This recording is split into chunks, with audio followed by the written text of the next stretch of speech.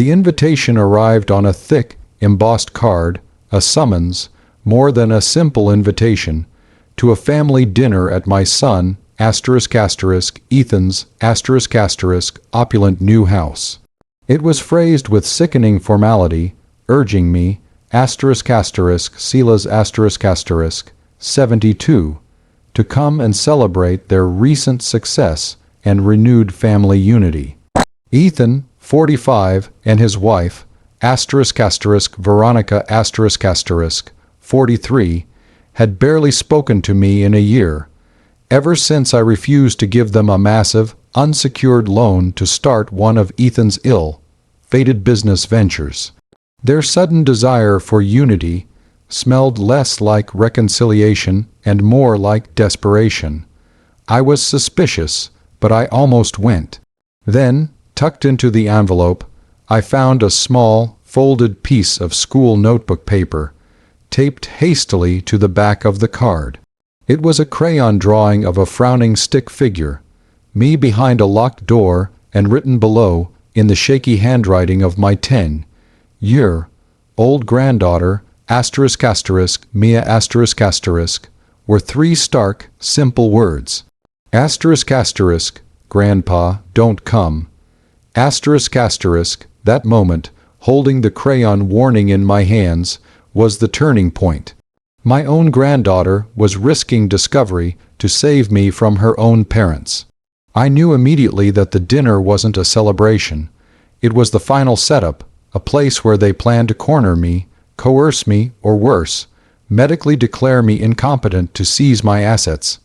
Paid off apartment building worth nearly $3 million. The stick figure behind the locked door confirmed my worst fears. They planned to physically confine me or prevent me from leaving until I signed the deeds over. Was I wrong to use Mia's desperate warning as the key to unlock a counter-trap that didn't just protect my millions, but completely dismantled my son's marriage and exposed his monstrous greed to the entire family? Or was this the only way to save my legacy and my granddaughter? Tell me, if you're I'd risked everything to send you a warning. Would you ignore it? Or would you use it to execute a full-scale tactical revenge? My name is Sila's 72, a retired real estate developer. I built my wealth meticulously, focusing on passive income properties. The 3-unit apartment building in the city is my legacy, providing me with a generous, secure income. Ethan is my only child, and his life has been a cycle of entitlement and debt. He is charismatic but lazy, constantly chasing get-rich-quick schemes. Veronica is his co-conspirator, pushing the entitlement narrative even harder, obsessed with maintaining a luxurious lifestyle they couldn't afford. The tension began when Ethan asked for a $500,000 startup loan for a ridiculous crypto mining venture. I refused, demanding a business plan and collateral. He refused to provide either, calling me a selfish relic, hoarding my money.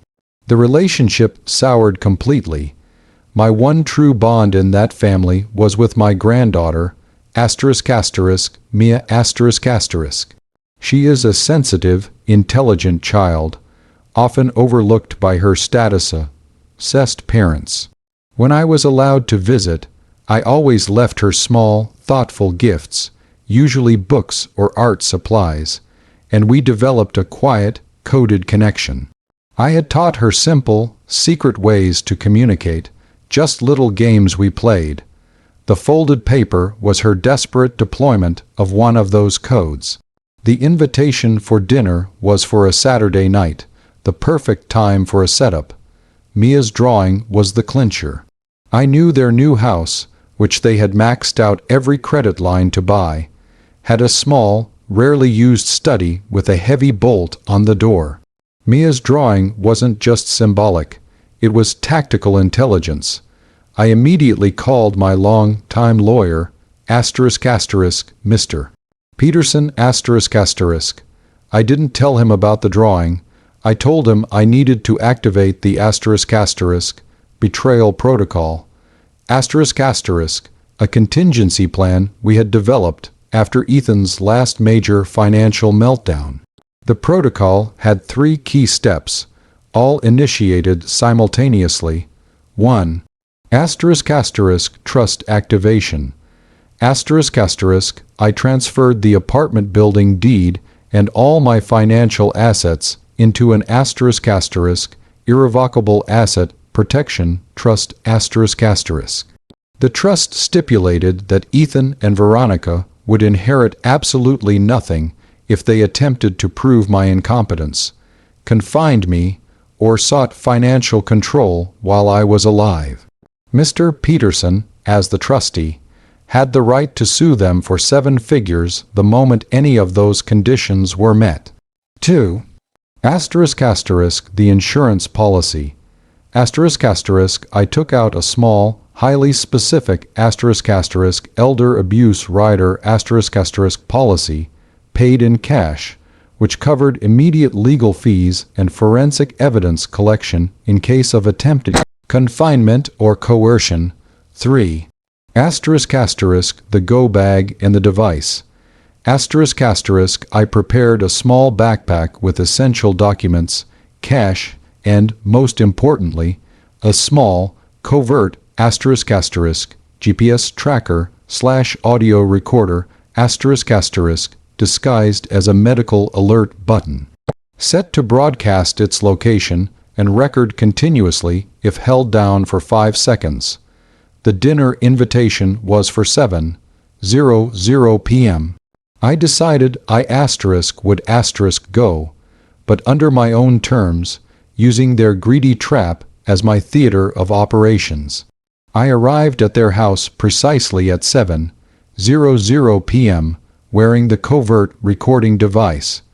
The house was stunning, but felt cold.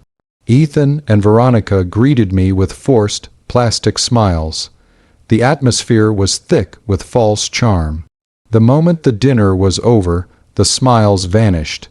Ethan pushed the chairs back and pulled out a stack of documents. "Dad," Ethan began, his voice losing all warmth, "we need to talk about your future.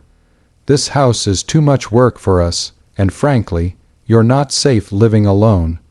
We've found a beautiful facility for you." Veronica slid a power of attorney document across the mahogany table. "It's for the best, Silas. Sign this, and we can manage your assets starting with selling that old building to cover your moving costs." "Moving costs?" I asked, my voice flat. "My moving costs are 0, and I manage my assets perfectly."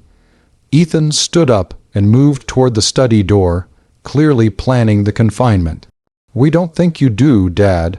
We've been talking to a specialist. We need you to stay here tonight to sign the final paperwork, just to make sure you're safe." I glanced at the time. It was 8:30 p.m. The script was playing out exactly as Mia's warning foretold. Ethan was now blocking the main exit to the dining room, and Veronica was standing over me with the pen. I quietly pressed the audio recorder / GPS button in my pocket for 5 full seconds. The signal was sent. So that's the situation I was in. My son, Ethan, and his wife, Veronica, had cornered me in their dining room, demanding I sign over my $3 million asset protection trust under the guise of institutionalization, exactly as my granddaughter had warned. The exit was blocked, and I had just covertly activated the GPS tracker and recorder, alerting my lawyer and setting the legal trap. Before I tell you about the chaotic, final scene where I completely flipped the script, exposed their greed, and used the evidence to destroy their lives, I want you to pause and comment below what you would have done in my shoes. Would you have tried to physically fight your way out, or would you remain calm, allowing them to incriminate themselves on the recording device? I remained absolutely calm. Fighting would have given them a false narrative of confusion or aggression. I needed concrete proof of their malicious intent. I looked directly at the recording device in my pocket and spoke clearly, letting them incriminate themselves further. Ethan, Veronica, you are both aware that this power of attorney gives you control over my entire apartment building, correct? Yes, Dad, it's temporary. Ethan lied, walking back toward me.